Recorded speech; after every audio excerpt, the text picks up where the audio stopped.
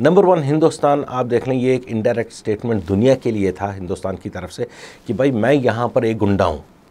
جو میں اس south Asia میں کرنا چاہتا ہوں وہ میں کر لوں گا. لیکن جب اسے ایک منہ توڑ جواب ملا، دنیا کو پتہ چلا یار یہ وہ ہندوستان نہیں ہے جو یہ کہہ رہا ہے، یہ تو ختم ہو چکا ہے، اس کے پاس تو کوئی طاقت ہی نہیں ہے اب. اس وقت پہلے ہندوستان کہتا تھا کہ پاکستان آئسولیٹ ہے،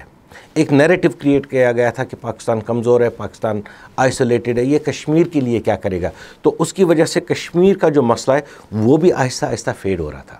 لیکن ابھی اس جواب کے بعد اس وقت آپ دیکھ لیں انٹرنیشنل میڈیا، انٹرنیشنل کمیونٹی ساری اب یہ کہہ رہے ہیں کہ نہیں، مسئلہ کشمیر ایک وہ مسئلہ ہے جو واقعی نیوکلیئر فلیش پوائنٹ ہے. اس وقت تو سیز فائر ہو گئی، لیکن ہندوستان وہ ایک روگ نیشن ہے جو ایک نہ کہ صرف اس وقت آئسولیٹ ہو گیا، اس کی باتوں کو زیادہ غور نہیں کیا جا رہا ہے. مسئلہ کشمیر اس وقت فرنٹ لائن پہ آ رہا ہے. اس پہ